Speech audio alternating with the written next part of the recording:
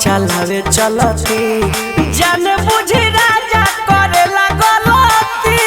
एको कहल मोर सुनत नइखे अब ना सहब हम इंसल्टी तोहर जान के करे अपमान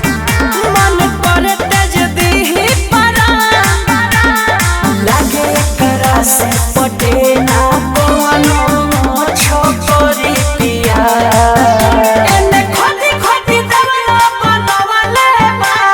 ढोरिया के वो करी पिया एने खोदी खोदी दवला बनवले बा ढोरिया के वो करी पिया